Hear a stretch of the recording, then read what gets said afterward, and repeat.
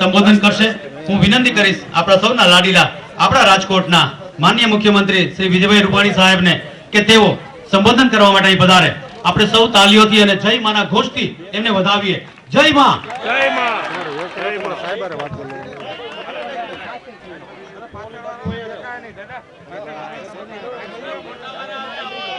તમે ભાઈ તમે આમ નીચે મંચ ઉપર ઉપસ્થિત સાઈડમાં રહ્યો એટલે કાઈ નહીં કોઈ આવે કોઈ આડું ભાઈ સૌ મહાનુભાવો આ ભાઈ નડે છે તમે એક બાજુ એવું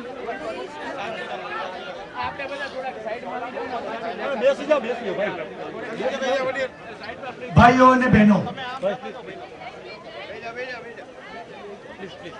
સૌપ્રથમ રમાનાથ ધામમાં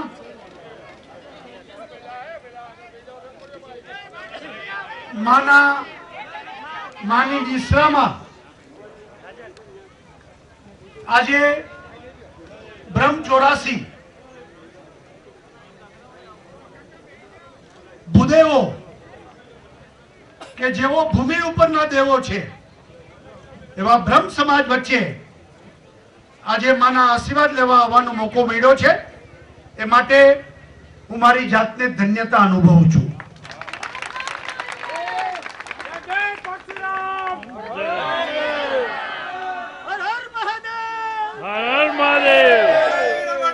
જય રમાનાથ. બ્રહ્મ સમાજ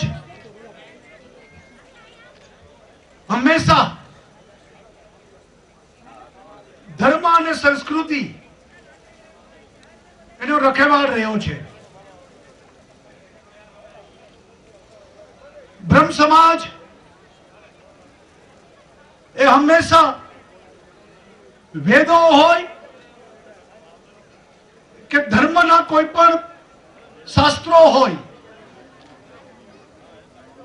લોકોને સંસ્કારિત કરવાનું કામ પેઢી દર પેઢી સંસ્કારનું સંક્રમણ એ હંમેશા બ્રહ્મ સમાજે કર્યું છે. જો બ્રહ્મ સમાજ ન હોત તો ભવિષ્યની પેઢી એ ધર્મથી દૂર ગયો હોત, સંસ્કારોથી પણ વિખૂટી પડ્યું હોત.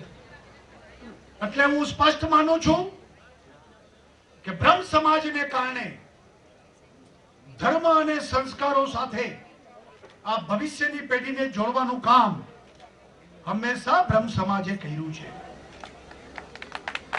બ્રહ્મ સમાજ નો હોત તો આપણો ધર્મ, સંસ્કૃતિ, ઇતિહાસ એ અંધારામાં ગરકાવ થઈ ગયો હોત.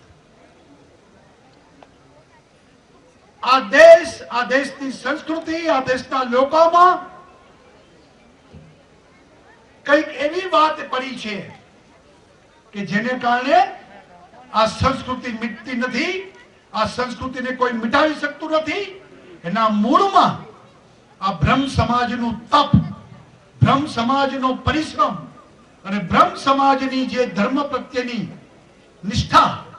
આપણે બધાને ખબર છે કે સોમનાથના મંદિરને બચાવવામાં કેટલા મણ જનોઈનો ત્યાં ઢગલો થયો હતો. એ બ્રહ્મ સમાજે બલિદાનો આપ્યા હતા. અને એને કારણે આજે આ વ્યવસ્થા બચી છે. આપણું ગુજરાત એ ધર્મમય ગુજરાત બને. આપણું ગુજરાત સત્ય, અહિંસા, સદભાવના, સદાચાર વાળું ગુજરાત બને એ દિશામાં આપણે સૌનો સાથ, સૌનો વિકાસ એ દિશામાં આગળ વધી રહ્યા છીએ. ભગવાન પરશુરામે પણ અન્યાય સામે લડવાની વાત, અસત્ય સામે લડવાની વાત હંમેશા કરી હતી. અને એ પરશુરામના વંશજો તરીકે હંમેશા બ્રહ્મ સમાજે આ વાતને પકડીને ચાલ્યા છે. અહીંયા નાથા કાકા બેઠા હતા. અહીં બેઠા બેઠા એને ઈશ્વરની પ્રાપ્તિ કરી હતી. અને એમ કહેવાય કે આ અર્વાચીન યુગમાં બહુ જ થોડા લોકો ઈશ્વરની સમીપ હતા. એમાં એક નાથા કાકા પણ હતા અને એને કારણે ગોંડલ હંમેશા તીર્થ સ્થાન બન્યું છે. અને આજે નાથા કાકા અને મા રમામાં એમના આશીર્વાદથી જે માં અંબાનું ધામ બન્યું છે,